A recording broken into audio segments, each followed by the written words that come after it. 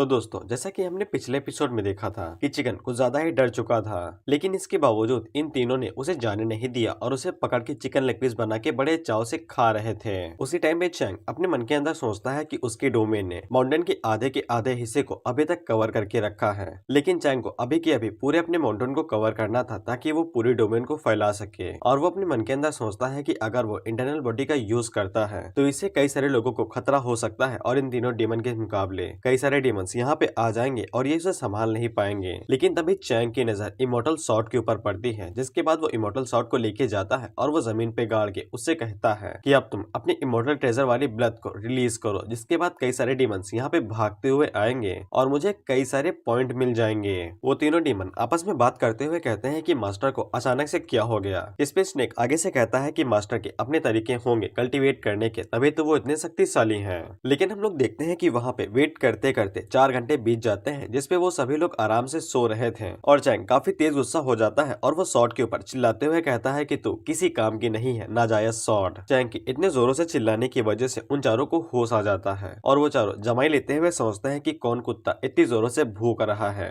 Chang अपने मन के अंदर सोचता है कि यहाँ पे प्रॉब्लम क्या हो रही है। उसी टाइम पे कियान चैंग के पास आता है और उससे कहता है, भाऊ मन ने पता छे कि प्रॉब्लम है। कियान चैंग से कहता है, भाऊ आप पीछे जो 4 मुस्तंडे देख रहे हैं ना, इनके भयानक एनर्जी की वजह से किसी भी डीमन के अंदर इतनी हिम्मत नहीं है कि वो यहाँ पे आके इस शॉट के ऊपर जरा सा भी हक दिखा सके। और वो चारों आगे से बड़े खतरनाक तरीके से पोज दे रहे थे और दिखा रहे थे कि वो सभी बाहुबली है। और चैंग उन लोगों की तरफ देखते हुए कहता है, अच्छा तो ये तुम्हारी वजह से हो रहा था। वहीं पे वो तीनों बड़े आराम से कियान की तारीफ कर रहे हैं कि तुम काफी अच्छी तारीफ कर लेते हो। लेकिन उसी टाइम पे टियान चुटकी बजाता है और वो एक ही झटके में उन चारों के कल्टीवेशन को फिर से लेवल 1 पे ले आता है, जिससे वो तीनों बिल्कुल उस तरह से पिचक जाते हैं जैसे किसी ने गुब्बारे से हवा निकाली हो। खैर इसके बाद चैंग शॉट की तरफ आगे बढ़ता है और उसे हंसते हुए कहता है, तू तो गया बेटे। वो शॉट इतना ज्यादा डर जाती है कि डर के मारे तुरंत वहां से भाग जाती है। लेकिन चैंग उसको पकड़ लेता है और उसे कहता है कि जाओगी कहाँ पे। जिसके बाद वो शॉट को सेक्सी तरीके से बांध देता है और वो शॉट भी आगे से सेक्सी तरीके से आवाजें निकालने लगती है। और चैंग उसकी तारीफ करते हुए कहता है, बहुत अच्छे, इसी तरह से ठरकी एनर्जी बाहर निकालते रहो जिससे सारे डीमन यहाँ पे भागते हुए आएंगे। हम लोग देखते हैं कि वो शॉट अपनी एनर्जी को रिलीज करती है तो आसपास के जितने भी डीमंस थे और उनके अंदर की हवस जाग उठती है और उनके मुंह के अंदर पानी आने लगता है और हम देखते हैं कि वहां पे कई सारे डीमंस इकट्ठा हो जाते हैं जो कि चैंग के इमॉर्टल टेंपल को चारों तरफ से घेर लेते हैं और बस हमला करने के लिए शुरू ही हो रहे थे। चैंग उनकी तरफ आगे बढ़ते हुए कहता है कि बहुत सही, आ गए, मुझे तुम्हारा ही इंतजार हो रहा था। जिसके बाद चैंग अपनी पावर को रिलीज करता है और वो बस आगे से एक ही हमला करता है और आसपास जितने डीमन तुम्हें पहले दिख रहे थे वो सभी हवा में गायब हो जाते हैं और चैंग एक ही झटके में लाखों डीमंस को यूं ही मार देता है, जिसको देख के उन पांचों के भाई पसीने छूट जाते हैं और वो पांचों एक साथ अपने मन के अंदर यही सोचते हैं कि वो फ्यूचर में कभी भी चैंग को जरा सा भी नाराज नहीं करेंगे, नहीं तो क्या पता कब चैंग उनकी भी कह के ले ले। लेकिन सिस्टम चैंग को बताता है कि उसे सिर्फ 3400 ही फील्ड पॉइंट मिले हैं, जबकि उसने इतने सारे लाखों डीमंस को मारा था। इसीलिए चैंग सोचता है कि उसे सिर्फ नासेंट सोरडियलम के कल्टीवेटर्स को वही मारना पड़ेगा, तभी उसे काफी अच्छे पॉइंट मिलेंगे, नहीं तो वो ऐसे लाखों को मारता रहेगा लेकिन उसे जरा सा भी रिवॉर्ड नहीं मिलेगा। जिसके बाद वो शॉट की तरफ देखते हुए सोचता है, ऐसा लगता है कि जितने भी कल्टीवेटर्स ऊपर से आए थे वो सभी यहाँ पे नहीं पहुंचे हैं। इसके बाद चैंग पीछे मुड़ता है और उन तीनों डीमन से कहता है कि तुम्हारे लिए मेरे पास एक काम है। और चैंग उन लोगों से पूछता है कि आसपास के माउंटेन्स के आसपास तुम तीनों में से सबसे ज्यादा फेमस कौन है। इस पे स्नेक और हॉन्ग आगे से चिल्लाते हुए कहते हैं, मैं। तो फिर चैंग उन लोगों से कहता है कि मुझे तुम्हारी बिल्कुल भी जरूरत नहीं है। जिसके बाद वो टोबा से कहता है कि ये काम तुम्हारे लिए है, तुम्हें आसपास के डीमंस के पास जाना है और ये बात चारों जगहों पे फैला देनी है कि इमोर्टल सार्ड यहाँ पे रखी हुई है और जैसे ही तुम्हारा ये काम पूरा हो जाएगा तो मैं तुमको बुरी तरीके से ट्रीट नहीं करूंगा। जिसके बाद चैंग अपने पास से 3 एल्जियर्स को बाहर निकालता है और वो टोबा को दे देता है और उसे कहता है कि ये तुम्हारा रिवॉर्ड हुआ। जिसके बाद अगला सीन एक हफ्ते बाद का होता है। हम लोग शॉर्ट सेट के सुप्रीम एल्डर और उसके मास्टर को देखते हैं और ये दोनों ही लिंक के ग्रैंडफादर और फादर है। सेक्टर मास्टर अपने सुप्रीम एल्डर से कहता है कि हमने सुना था कि कियांटो ने ये बताया था कि लिंक के हाथों में वो इमोर्टल शॉट है और जितने भी इमोर्टल्स हैं वो सभी ऊपर से नीचे आ चुके हैं अगर लिंक के हाथों में वो शॉट देख ली जाती है तो इससे हमारे शॉट और लिंक को काफी ज्यादा नुकसान हो सकता है और पूरे सेट का खात्मा किया जा सकता है। इसीलिए कुछ भी दुविधा हो उससे पहले हमें ट्रेजर को वापस लौटा देना चाहिए। इसीलिए वो दोनों उड़ते हुए डायरेक्ट चैंग के टेम्पल की तरफ आगे बढ़ने लगते हैं। उसी टाइम पे हम लोग चैंग को देखते हैं और चैंग चुपचाप आराम से बैठा हुआ अंगूर खा रहा था और कियान उसके पैर दबा रहा था। तभी चैंग को भी महसूस होता है कि उसके डोमेन के अंदर कोई तो आ गया है, इसीलिए वो उठ के काफी ज्यादा खुश हो जाता है। लेकिन कियान की उन दोनों की ऑरा से महसूस हो जाता है कि वो दोनों कौन है, इसीलिए वो चुपचाप वहाँ से खिसक लेता है क्योंकि उसे इस बात का डर था कि कहीं उन दोनों ने कुछ ज्यादा बक दिया तो चैंग उसे तुरंत के तुरंत ही मार देगा। जिसके बाद चैंग भागते हुए जाता है और उन दोनों से पूछता है कि वो दोनों यहाँ पे इमॉर्टल शॉट को छीनने के लिए आए हैं। लेकिन उसी टाइम पे टेम्पल के अंदर से लिंक बाहर निकलती है जो कि टेम्पल की साफ सफाई कर रही थी और वो जैसे ही अपने फादर और ग्रैंडफादर को देखती है तब वो काफी ज्यादा खुश हो जाती है। जिससे चैंग अपने मन के अंदर सोचता है धत तेरी की, ये तो साले रिश्तेदार निकल गए, पैसे भी दे के नहीं जाएंगे। खैर लिंक के फादर उसे कहते हैं कि उसे तुरंत के तुरंत 9 सेक्टर वापस चलना पड़ेगा इससे पहले कि आपदा आ जाए। लेकिन लिंक आगे से जाने से मना कर देती है और वो कहती है कि वो कहीं भी नहीं जाएगी। लिंक के फादर आगे से कहते हैं कि तुमने अभी मास्टर कहा, कौन है तुम्हारा मास्टर? जिस पे चैंग आगे से अपनी तरफ इशारा करता है तो फिर लिंक के फादर कहते हैं ये चींटी है तुम्हारा मास्टर। जिससे लिंक काफी ज्यादा घबरा जाती है और वो सोचती है कि फादर ऐसा ही सब कुछ बकते हुए जा रहे हैं, अगर मास्टर को गुस्सा आ गया तो बहुत खतरनाक चीज हो सकती है। इसके बाद वो चिल्ला के कहती है फादर ऐसे मत कहिए, मास्टर बहुत खतरनाक आदमी है, वो अपने एक चट्टे से नासन सोरलियलम के बंदे को यूं ही मार देते हैं। लेकिन लिंक के फादर को इन सभी चीजों के ऊपर यकीन नहीं होता है और वो आगे से कहते हैं कि अगर चैंग सिर्फ थप्पड़ मार के किसी नासन सोरलियलम के बंदे को मार सकता है तो फिर वो अगली बार फूक मार के ट्राई करे। जिस पे चैंग आगे से कहता है good idea, I can try that. लेकिन चैंग की इस हरकत को देख के वो और ज्यादा गुस्सा हो जाते हैं और उसके ऊपर अटैक करने के लिए आगे बढ़ने लगते हैं। लेकिन उसी टाइम पे जब वो अपने बगल में देखते हैं तब हम लोग देखते हैं कि वहाँ पे टोबा और हांग आ चुके थे, जिसको देख के वो दोनों काफी ज्यादा घबरा जाते हैं क्योंकि वो दोनों डीमंस काफी ज्यादा शक्तिशाली थे और उनकी एबिलिटी के साथ वो कभी भी डीमंस के साथ फाइट करने के बारे में सोचेंगे भी नहीं। हांग आगे से पूछती है क्यों भाई, क्या यहाँ पे शॉट लेने के लिए आए हो क्या? जिसपे वो दोनों बड़े प्यार से कहते हैं कि हम यहाँ पे अपनी आपसी फैमिली के मंजिल से आए हैं, हमारा शॉट से कोई भी लेना देना नहीं है। और वो अपने मन के अंदर सोचते हैं कि यहाँ पे डीमन आ चुके हैं जो कि नासन सोरलियलम पे हैं, अगर इनके साथ फाइट होती है तो इसका अंजाम बेहद भयानक होगा और कोई भी जिंदा नहीं बचेगा। लेकिन उसी टाइम पे लिंक आगे बढ़ती है जो कि सिस्टर होंग को बताती है कि ये दोनों मेरे रिलेटिव्स हैं, आपको उनके साथ कुछ भी करने की जरूरत नहीं है। जिसपे होंग आगे से कहती है अच्छा ऐसी बात है, और जिसके बाद वो दोनों आगे से माफी मांगने लगते हैं। जिसके बाद होंग आगे बढ़ती है जो कि मास्टर से कहती है कि आपने जो हमें काम दिया था वो पूरा हो चुका है और सारा काम सही सलामत हो गया है, और ये सब कुछ अपनी आंखों से होते हुए देख के लिंक के फादर हैरान हो जाते हैं और वो सदमे में चले जाते हैं और उन्हें कुछ भी समझ में नहीं आता है, ऐसा लगता है कि वो यहीं पे मरने वाले हैं। लेकिन लिंक के ग्रैंडफादर अपने मन के अंदर सोचते हैं कि दो ताकतवर डीमंस इस बंदे को अपना मास्टर कह रहे हैं तो फिर इसे पक्का एक गॉड होना चाहिए। और वहीं पे चैंग अपने मन के अंदर सोचता है कि ये लिंक के फैमिली मेंबर्स हैं, पता नहीं इनकी एबिलिटी क्या होगी और ये कितने ज्यादा शक्तिशाली होंगे। जिसके बाद चैंग उन लोगों से कहता है कि तो तुम लोग किस बारे में बात कर रहे थे, क्या दोबारा कह सकते हो? जिसपे लिंक आगे से अपने फादर से कहती है पापा कुछ तो बोलो, कुछ तो बोलो। लेकिन अफसोस लिंक के फादर कुछ भी बोलने लायक नहीं थे, इसीलिए ग्रैंडफादर उनकी जगह पे बोलते हैं और वो कहते हैं कि उन्होंने जो पहले गुस्ताखी की थी वो उसके लिए शर्मिंदा है, लेकिन वो दोनों यहाँ पे अपनी बेटी और पोते को वापस ले जाने के लिए आए हैं क्योंकि शॉर्ट सेक्टर को उसकी जरूरत है। इसीलिए लिंक के ग्रैंडफादर आगे से चैंग से कहते हैं कि उम्मीद करते हैं कि आप उसे रोकेंगे नहीं। लेकिन उसी टाइम पे लिंक आगे बढ़ती है जो कि रोते हुए कहती है कि वो मास्टर को फॉलो करना चाहती है और वो अभी के लिए अपने सेक्टर में वापस नहीं जाएगी। चैंग आगे से कहता है कि तुम दोनों ही उसके रिश्तेदार हो, इसीलिए मैं उसे रोकूंगा नहीं अगर वो खुद से जाना चाहती है, लेकिन अगर तुम लोग लिंक को फोर्स करते हो तो बेशक मुझे बीच में आना पड़ेगा और उसको यहीं पे रुकने के लिए बोलना पड़ेगा। जिसपे लिंक के ग्रैंडफादर आगे से बताते हैं कि इमॉर्टल्स अपर वर्ल्ड से नीचे आ चुके हैं और वो इमॉर्टल ट्रेजर को लेने के लिए यहाँ पे आने वाले हैं क्योंकि वो इमॉर्टल ट्रेजर यहाँ पे है और लिंक उसके साथ जुड़ी हुई है, इसीलिए इन सभी मामलों के बीच में उसकी जान को भी खतरा हो सकता है। इसीलिए लिंक की जान को कोई भी खतरा ना हो, इसीलिए हम लोग उसे वापस ले जाने के लिए आए हैं। यहाँ तक कि चैंग भी इस बात से काफी हैरान हो चुका था कि इमॉर्टल इतनी जल्दी नीचे भी आ गए हैं। घोस्ट बोन सेक्ट का इंसेक्टर नीचे आ चुका है जो कि अपनी पूरी टीम को रेडी करेगा, जिसके बाद वो इमॉर्टल ट्रेजर को लेने के लिए यहाँ पे आ जाएगा और हमारे पास जीतने का कोई भी चांस नहीं है। वहीं पे कियान काफी खुश हो जाता है कि उसके इंसेक्टर वापस यहाँ पे आने वाले हैं, लेकिन उसी टाइम पे वो दोनों आगे बताते हैं कि कियान काफी ज्यादा चतुर और चालाक है, अगर उन लोगों का सामना उससे होता है तो उन्हें तुरंत गिव अप कर देना चाहिए और ट्रेजर को उसके हवाले कर देना चाहिए क्योंकि इमॉर्टल्स को समझ पाना नामुमकिन होता है। और उसने एक बार यहाँ पे आके ये भी कहा था कि उसे जैसे ही शॉट मिल जाती है तो फिर वो पूरी तरीके से लिंक और पूरे सेट को तबाह कर देगा, जिससे कियान की आंखें बाहर आने लगती हैं हैं और वो सोचता है कि सालो तुम लोग बहुत हरामी हो, मेरे बारे में उल्टा सीधा बता रहे हो। इसके बाद वो भागते हुए चंग के पास जाता है और उसके कंधे को दबाते हुए कहता है कि मैं तो आप ही का कुत्ता हूँ, मैं आपके साथ गद्दारी कैसे कर बे, आप ही बताइए, मैं तो पूरा टाइम आप ही के साथ ही रहता हूँ। और वो दोनों जैसे ही देखते हैं कि कियान को पहले ही मार दिया गया है और वो अपनी सोल फॉर्म में है और वो चैंग के कंधे दबा रहा है, तो वो दोनों और ज्यादा हैरान हो जाते हैं और सोचते हैं क्या चैंग इतना शक्तिशाली है कि वो इमोर्टल के साथ भी मुकाबला कर सकता है।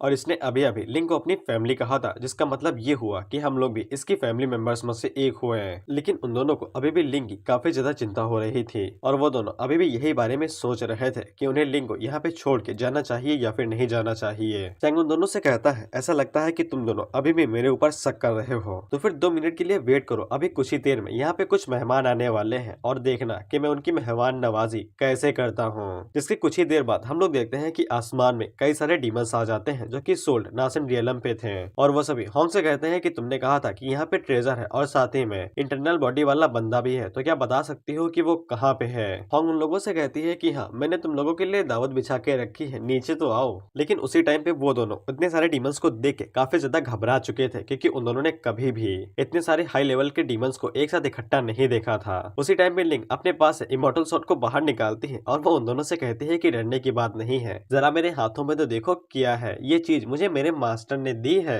जिसपे वो दोनों उसे तुरंत कहते हैं कि वो शॉट तुरंत के तुरंत छुपा लो, उन डीमंस को देखने मत देना कि तुम्हारे हाथ में ये शॉट है। उसी टाइम पे हम उन सभी डीमंस को देखते हैं जो कि कहते हैं कि हमें शॉट तो मिल चुकी है लेकिन इंटरनल बॉडी वाले के साथ क्या करें। जिसपे कुछ डीमंस कहते हैं कि वो बॉडी मेरी है, मैं उसको सीख कबाब बना के खाऊंगा। जिसके बाद चैंग उन दोनों में से किसी 2 डीमन से कहता है कि तुम लोग आंखें खोल के देखना, ठीक है। जिसके बाद चैंग आगे बढ़ता है और वो अपने पैरों को फैला के वहाँ पे नाचना शुरू कर देता है, जिससे उन सभी डीमंस का मुंह बन जाता है और वो सभी सोचते हैं कि ये हमारी बेइज्जती कर रहा है। और उसी टाइम पे लिंग और उसके ग्रैंडफादर अपने मन के अंदर सोचते हैं कि ये सच में इन डीमंस को मार भी सकता है। लिंग उन दोनों को समझाते हुए कहती है कि मास्टर आमतौर पे ऐसा नहीं करते हैं, वो कुछ सोच रहे होंगे। लेकिन उसी टाइम पे हम लोग होंग को देखते हैं जो कि चेंग के ऊपर दीवानी हो चुकी थी। इसके बाद चेंग वहाँ पे अपनी पावर को रिलीज करता है और वो एक ही झटके में उन सभी डीमंस की पावर को बढ़ा के उन्हें गुब्बारे की तरह फोड़ देता है और एक ही बार में कई सारे डीमंस को मार देता है और उसे टोटल 15,000 फील्ड पॉइंट मिलते हैं। और चेंग टाइम बिल्कुल ना वेस्ट करते हुए तुरंत एरिया को बढ़ा देता है और साथ ही में डोमेन को अपग्रेड भी कर देता है। शुरुआत में उन्हें कुछ भी समझ में नहीं आता है, इसीलिए वो सभी हैरान रहते हैं, लेकिन जब उन्हें समझ में आता है तब वो सभी चिल्लाते हुए कहते हैं कि ये था क्या बे,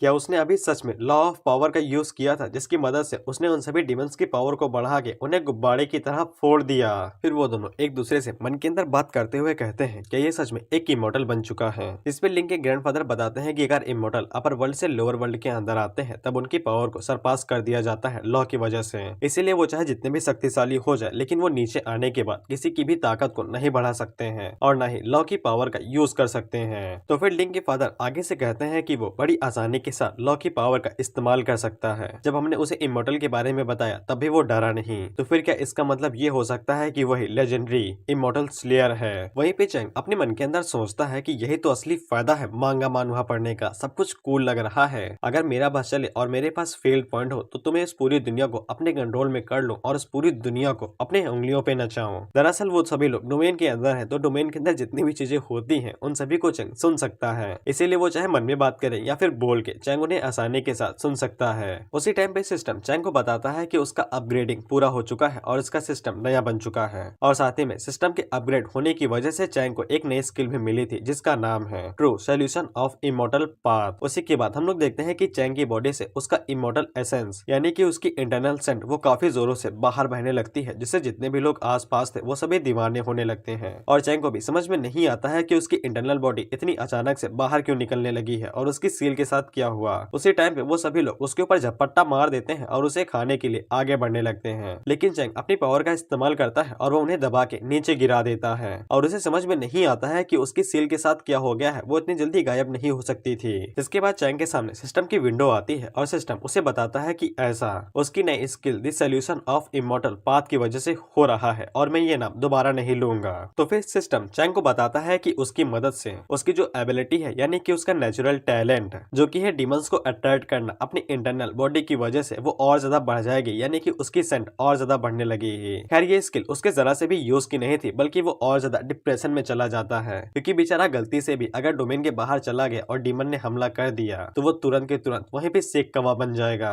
लेकिन उसी टाइम पे सिस्टम चैंग को खुश कर देता है और उसे ये बता के कि उसे एक गिफ्ट पैक भी मिला है, जिससे चैंग काफी ज्यादा खुश हो जाता है और वो कहता है कि लाओ भाई। इसके बाद गिफ्ट पैक खुलता है तब उसको एक एक्सपीरियंस कार्ड मिला था और चैंग इसका इस्तेमाल करके किसी भी ऑर्डिनरी आइटम को एक इमॉर्टल आर्टिफैक्ट में बदल सकता था। इसीलिए चैंग अपने मन के अंदर सोचता है कि अगर मैं इसका इस्तेमाल अपने ऊपर करूं तो फिर क्या मैं सच में एक इमॉर्टल बन सकता हूं, तो फिर क्या मेरी ब्लॉक हुई मेरिडियंस वो फिर से ठीक हो जाएंगी। लेकिन तभी सिस्टम उसे बताता है कि होस्ट आपसे कितनी बार कहा गया है कि गाड़ी साबुन सूख के मत आया करिए, ये कार्ड सिर्फ आइटम्स के ऊपर इस्तेमाल होगा, आप तो कोई आइटम है नहीं, आप तो इंसान है। तो फिर चैंग अपने मन के अंदर सोचता है तो फिर ये कार्ड मेरे किस काम का, क्या मैं इसका इस्तेमाल अपने डोमेन के ऊपर कर सकता हूँ। जिसपे सिस्टम उसे बताता है कि वो कर सकता है, लेकिन उसके लिए भी उसे फील्ड पॉइंट की जरूरत पड़ेगी। लेकिन जब वो इसका इस्तेमाल कर लेगा तब डोमेन पहले से और ज्यादा एक्सपैंड होगी और उसकी ताकत और ज्यादा बढ़ जाएगी और फ्यूचर में उसे कई सारे नए नए फीचर्स भी मिलेंगे। चैंग अपने मन के अंदर सोचता है कि सुनने में तो काफी अच्छा लग रहा है, चलो यूज ही कर लिया जाए। इसके बाद चैंग एक्सपीरियंस कार्ड का इस्तेमाल डोमेन के ऊपर करता है और उसकी जो डोमेन थी वो एक डोमेन से न रह के पूरी ट्रेजर लैंड के अंदर बदल जाती है। और ट्रेजर लैंड का मतलब तुम लोग इतना समझ लो कि वो जगह एक इमॉर्टल लैंड बन चुकी है, यानी कि वहाँ पे हर पीली चीज सोना है। खैर उसी टाइम पे चैंग जब पीछे मुड़ के देखता है तो जो सौबैन थी उसका साइज बड़ा हो जाता है और वो फेरी से बच्चे में बदल जाती है, जो कि चैंग को मुस्कुराते हुए मास्टर कहती है।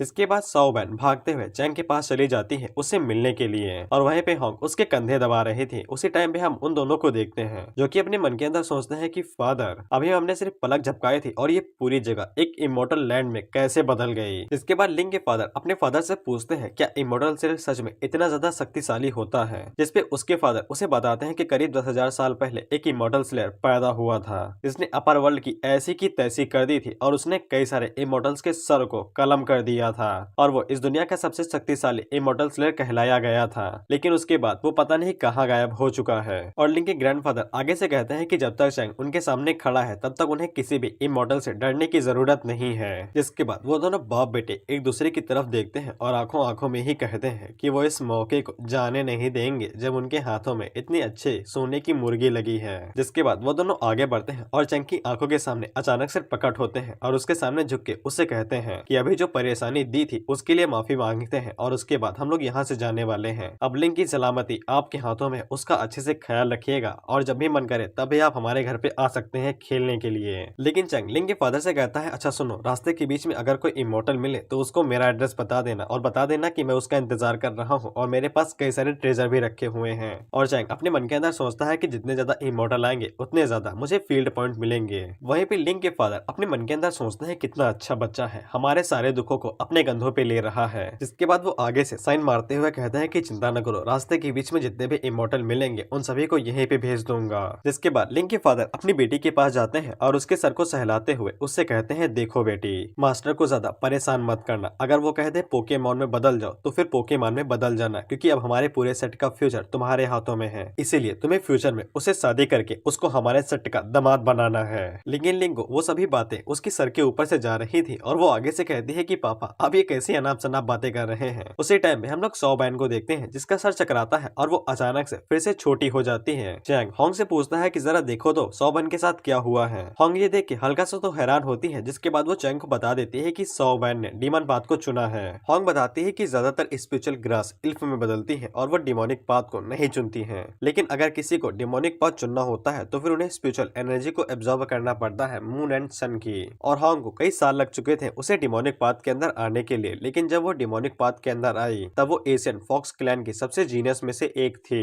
लेकिन सौबैन को सिर्फ एक दिन भी नहीं लगा और उसने डिमोनिक पाथ को बड़ी आसानी के साथ चुन लिया है। सौबैन अपनी फिगर को अभी के लिए मेंटेन नहीं कर पा रही है क्योंकि उसकी स्पिरिचुअल एनर्जी अभी सही से संतुलित नहीं हुई है। लेकिन सौबैन का जो टैलेंट है वो पियरलेस है, वो जीनियस में से भी जीनियस है। लेकिन जब एक बार सौबैन अपनी स्पिरिचुअल एनर्जी को सही से एब्जॉर्ब कर लेगी और वो अपनी स्पिरिचुअल एनर्जी को मेंटेन करना सीख जाएगी तब उसकी बॉडी फिर से चेंज होने लगेगी और वो एक नई शेप में आ जाएगी। जिसे चैंग के मन के अंदर एक विजन झम्म से आता है जहाँ पे सौबैन फिर से बड़ी हो चुकी थी और वो चैंग से कहती है थक चुके हो, आ जाओ मेरी गोद में लेट के आराम कर लो। जिसको सोच के चैंग अपने मुंह के ऊपर तिरछी मुस्कान देता है, बिल्कुल इस मीम की तरह। जिसके बाद चैंग हॉन्ग से कहता है कि हॉन्ग भी एक डिमन है, इसीलिए सौबैन की एक्सरसाइज और उसकी स्पिरिचुअल एनर्जी की जितनी भी जिम्मेदारी है वो सभी हॉन्ग के ऊपर जाती है, क्योंकि हॉन्ग चैंग की सबसे फेटफुल सबॉर्डिनेट में से एक है। जिसे हॉन्ग को एक बहुत बड़ा झटका लगता है और वो अपने मन के अंदर सोचती है सबसे ट्रस्टेड सबॉर्डिनेट, और वो अपने मन के अंदर सोचती है कि मास्टर के पास भी कमाल का टैलेंट है। वो बैन को खुद ही ट्रेनिंग दे सकते हैं और उसे एक अच्छा डीमन बना सकते हैं। लेकिन होंग अपने मन के अंदर सोचती है कि चैंग उसका टेस्ट लेने वाला है, क्योंकि भले ही होंग एक डीमन हो लेकिन उसके पास इतना अच्छा माना नहीं रहता है कि वो किसी को ट्रेनिंग दे सके। लेकिन चैंग ने फिर भी उसे ऐसा काम दिया है जो वो नहीं कर सकती है। शायद से चैंग उसका टेस्ट लेना चाहता है और वो आगे से कहती है कि वो भले ही बैन को सही से ट्रेनिंग करवा ना सके लेकिन वो अपनी पूरी कोशिश करेगी कि बैन बहुत अच्छे से सीख सके। और होंग अपने मन के अंदर सोचती है कि वो बैन को अपने सेक्ट के अंदर लेके जाएगी। भले ही वो लोग किसी बाहर वाले को ट्रेनिंग नहीं देने देते हैं लेकिन इसके बावजूद सॉन्गबाइन का जो टैलेंट है वो काफी ज्यादा है, तो फिर शायद सेक्ट वाले मान जाएंगे। जिसके बाद चैंग बैन को होंग के हवाले करते हुए कहता है कि अब चैंग की खुशियां होंग के हाथों के अंदर है, उसे काफी अच्छी खुशियां लेके आनी है। जिसके बाद होंग बैन को लेके वहां से निकल जाती है और चैंग दुपट्टा लहराते हुए कहता है कि अगली बार आना तो खुशियां लेके आना। उसी के बाद टोबा शर्माते हुए चैंग के पास जाता है और उसे कहता है मास्टर मैं अभी भी यहीं पे हूँ, मुझे भी कुछ काम दीजिए। चैंग उसे कहता है कि अभी तो मेरे पास कोई काम नहीं है, तो फिर टोबा उसी के ऊपर टूट पड़ता है और उसको चाटना शुरू कर देता है। चैंग उसे कहता है हटो हटो वहां पे मत चाटो।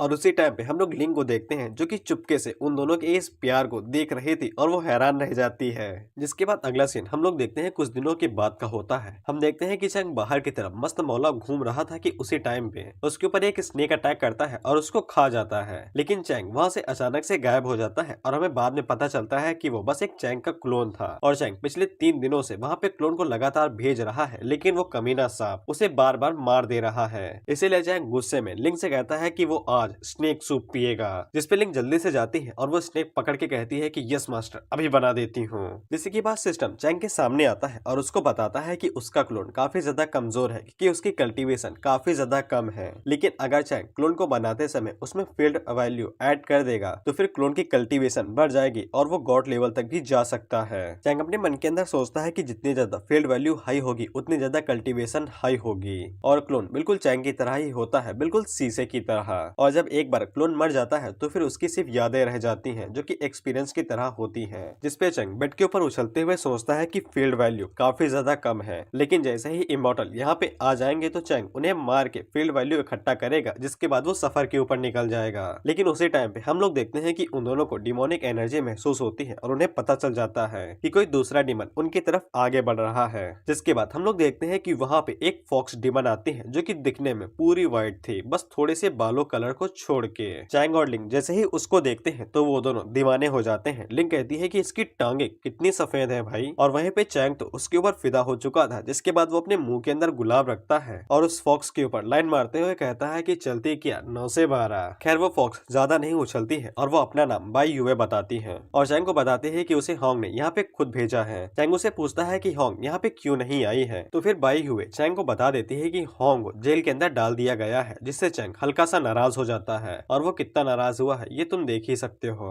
उसी टाइम पे हम लोग शॉर्ट सेक्ट को देखते हैं जो कि निंग का सेक्ट है। हम लोग देखते हैं कि 12 के 12 इमॉर्टल ने वहाँ पे हमला कर दिया था और सभी लोगों को मार दिया था। जिसके बाद वो लोग उन लोगों से पूछते हैं कि जरा ये बताओ कि इमॉर्टल शॉर्ट कहाँ पे है। लिंग के ग्रैंडफादर अपने मन के अंदर सोचते हैं कि वो कभी भी नहीं बता सकते हैं चैंग के बारे में। लेकिन उसी टाइम पे एक इमॉर्टल आगे बढ़ता है जो कि सोल सर्च टेक्निक का इस्तेमाल करता है और उसे लिंग के ग्रैंडफादर की मेमोरी से पता चल जाता है कि चैंग कहाँ पे है और उसे इमॉर्टल स्लेयर के बारे में भी पता चल जाता है। और सोल सर्च टेक्निक इस्तेमाल करने का एक साइड इफेक्ट होता है, या तो पर्सन पागल हो जाएगा या फिर वो मारा जाएगा। लेकिन वो सभी लोग सोचते हैं कि इमॉर्टल स्लेयर तो हजारों सालों पहले ही गायब हो चुका था और उन्हें पूरा यकीन था कि लोअर वर्ल्ड के अंदर उनका अपोनेंट कोई भी नहीं है। वो लोग यहाँ पे बाहुबली हैं और किसी को भी पेल सकते हैं। खैर वो लोग 9 शॉर्ट सेट को वजूद मिटा देते हैं। जिसके बाद वो सभी चैंग की तरफ आगे बढ़ने लगते हैं उससे इमॉर्टल स्वॉर्ड लेने के लिए। जिसके बाद हम लोग एशियन फॉक्स सेक्ट की मास्टर को देखते हैं जो कि एक फॉक्स डीमन एम्परर है और उनका नाम है निंगजो। और उन्हें भी पता चल जाता है कि इमॉर्टल लोअर वर्ल्ड के अंदर आ चुके हैं और उन्होंने तबाही मचाना शुरू कर दिया है। उसी टाइम पे वहाँ पे एक सर्वेंट आती है जो कि निंगजो से बताती है कि होंग यहाँ पे रहना नहीं चाहती है, इसीलिए उन्हें जबरदस्ती होंग को जेल के अंदर बंद करना पड़ा है। लेकिन वो निंगजो से मिलना चाहती है।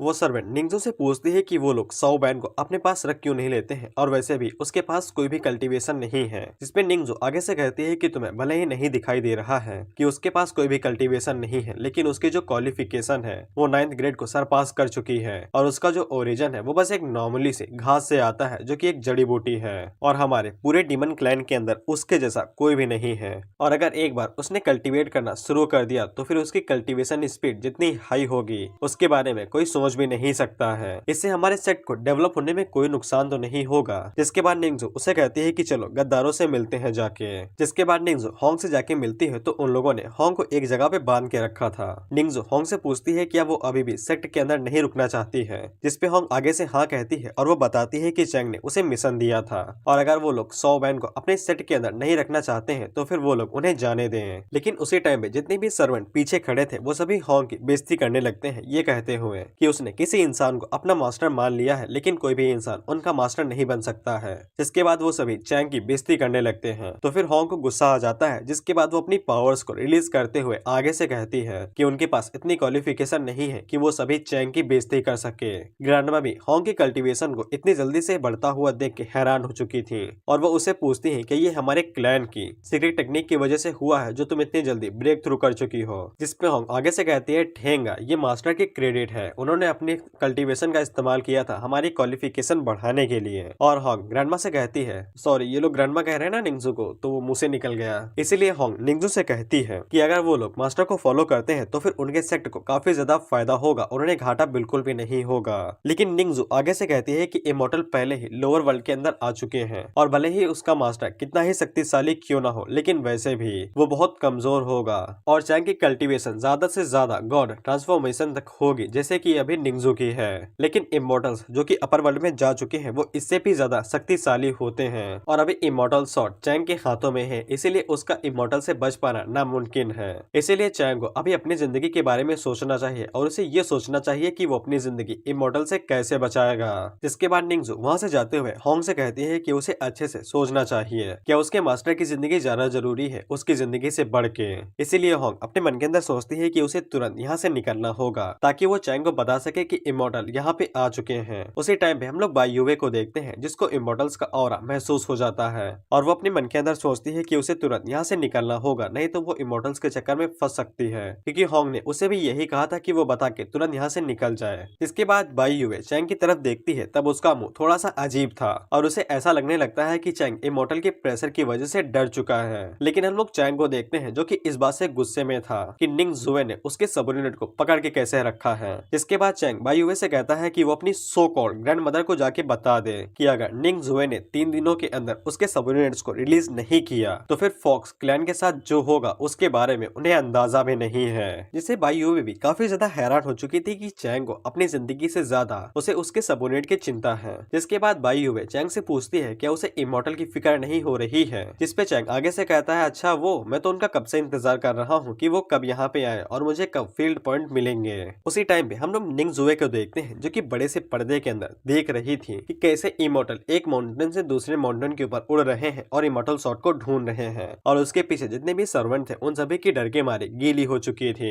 इसीलिए निंगजू अपने मन के अंदर सोचती है कि उसने बिल्कुल सही डिसीजन लिया था जो उसने सॉवबैन और होंग को अपने पास बंद कर लिया है, क्योंकि अगर इमोर्टल्स को पता चल जाता कि स्वॉर्ड के चक्कर में डीमन सेक्ट भी उनके साथ जुड़ा हुआ है तो इसे डीमन सेक्ट के बहुत बुरे वाले लग सकते थे। इसीलिए उसे पूरा नाज था कि उसने पूरी तरीके से सही डिसीजन लिया है। जिसके बाद हम लोग 12 के 12 इमोर्टल्स को देखते हैं जो कि चैंग के टेरिटरी के पास पहुंच जाते हैं और वो लोग जैसे ही चैंग की डोमेन को अंदर देखते हैं तब वो काफी ज्यादा हैरान हो जाते हैं, क्योंकि चैंग की पूरी डोमेन एक ट्रेजर लैंड में बदल चुकी थी और वहाँ पे इमोर्टल फ्रूट भी थे और साथ ही में काफी ज्यादा इमोर्टल एनर्जी भी बह रही थी। इसीलिए घोस्ट बोन सेक्ट का इंसेक्टर अपने मन के अंदर सोचता है कि अगर वो इस पूरे ट्रेजर लैंड को अपने कब्जे में कर लेता है तो फिर वो कल्टीवेशन को काफी जल्दी बढ़ा सकता है और वो कई हजारों सालों की कल्टीवेशन एक दिन के अंदर पा सकता है। उसी टाइम में हम लोग चैंग को देखते हैं जो कि अपने हाथों से दूरबीन बना के कहता है 1 2 3, हाँ पूरे टोटल 12 हैं, काफी अच्छे एक्सपीरियंस पॉइंट मिल जाएंगे। लेकिन हम लोग उसी टाइम पे लिंगजो और टोबा को देखते हैं जो कि काफी घबराए हुए थे इमोर्टल के प्रेशर की वजह से। चैंग उन लोगों से कहता है डरते क्यों हो भाई, मेरे हूं ना,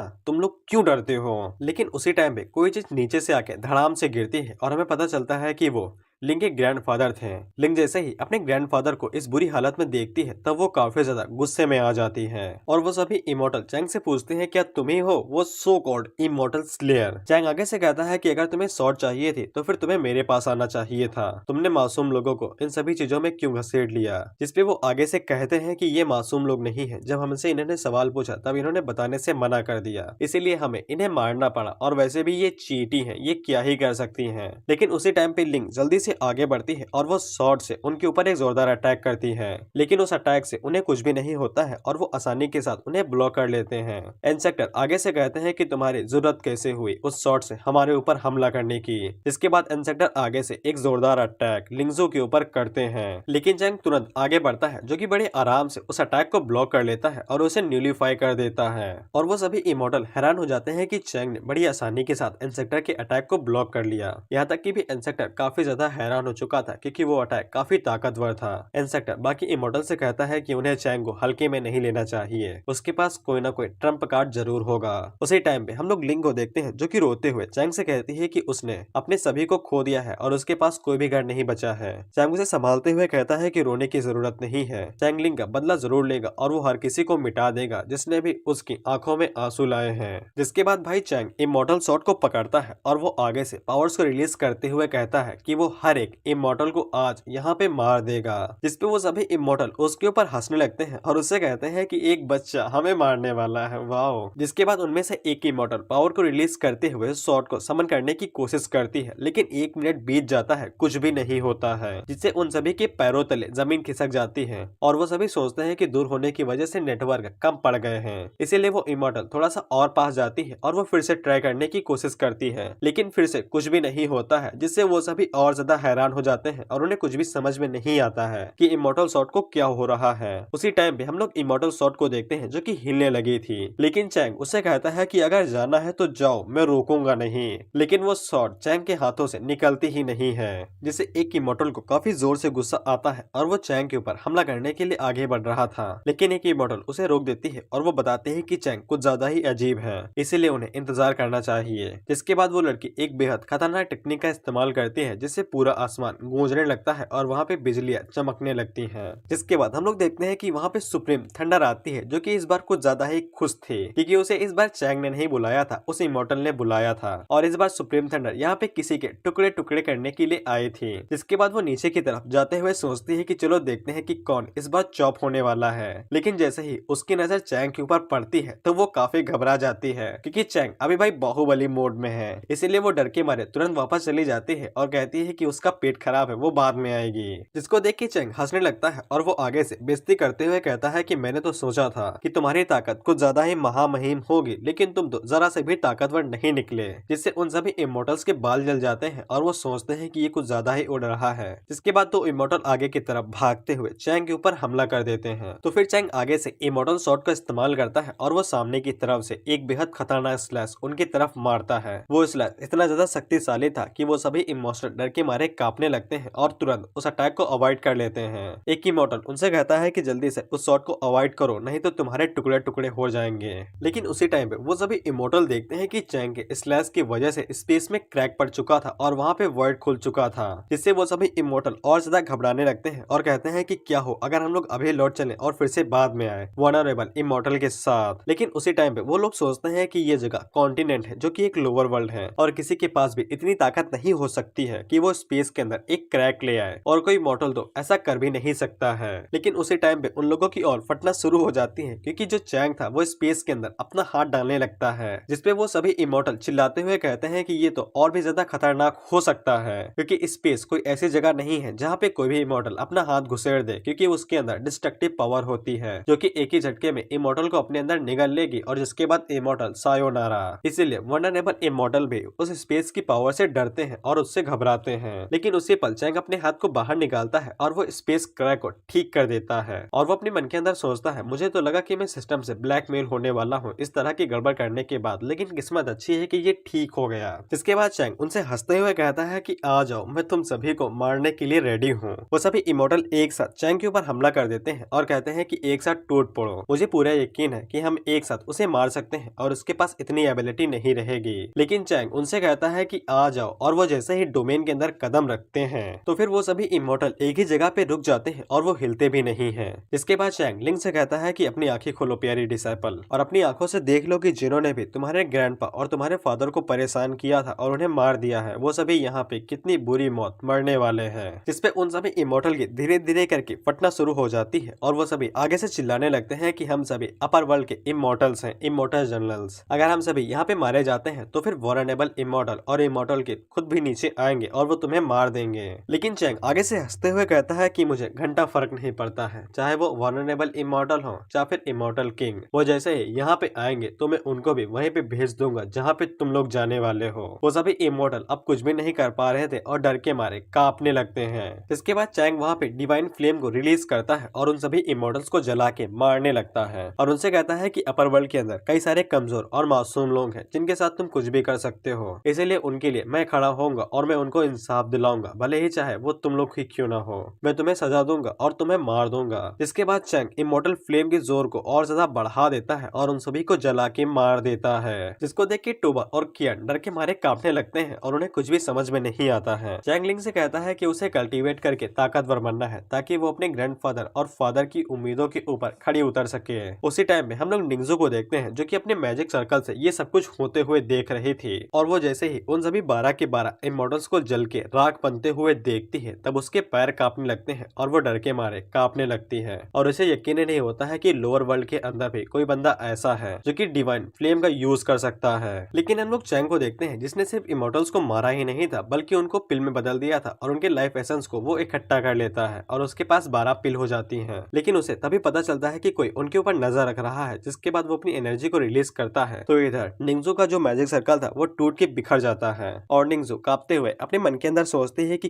किसी बंदे ने 12 के 12 इमोर्टल्स को एक ही स्लैश में राख बना दिया। तो फिर चैंग के सामने उसकी कल्टीवेशन की क्या औकात होगी और उसे डर के मारे पानी पीने का मन करने लगता है। उसी टाइम पे वहाँ पे बाई युवे आती है जो कि निंगजू को बताती है कि चैंग ने उसे 3 दिन की मोहलत दी है कि वो होंग और सौ बैन को तुरंत के तुरंत छोड़ दे, जिसपे निंगजू डर के मारे कहती है कि वो लोग उसे तुरंत ही छोड़ देंगे और एडिशन के तौर पे वो उससे माफी मांगने के लिए भी जा रहे हैं और वो अपने मन के अंदर सोचते हैं कि चैंग काफी दिल वाला होगा, इसीलिए शायद से वो निंगजू को माफ कर सकता है। उसी टाइम पे हम लोग टोबा और कियान को देखते हैं जो कि चैंग की तारीफ करते हुए कहते हैं कि चैंग तो कुछ ज्यादा ही कूल है, उसने एक ही झटके में 12 के 12 इमोर्टल्स को यूं ही जला के मार दिया। जिसके बाद चैंग उन 12 एसेंस को हार्वेस्ट करने लगता है, लेकिन उसी टाइम पे वो हंसते हुए सिस्टम से पूछता है कि मेरे फील्ड पॉइंट कहाँ पे हैं। तो फिर सिस्टम उसे कहता है कि होस्ट तुमने कुछ ज्यादा ही को मार दिया है, इसीलिए थोड़ा सा टाइम लगेगा उन सभी फील्ड पॉइंट को कैलकुलेट करके तुम्हें बताने में। जिसपे चैंग को सांस में सांस आती है, नहीं तो उसे लगा था कि उसके सारे पॉइंट चले ही गए हैं। उसी टाइम पे लिंग आगे बढ़ती है जो कि चैंग के गले लग जाती है और उससे रोते हुए शुक्रिया कहती है। चैंग अपने मन के अंदर सोचता है कि उसे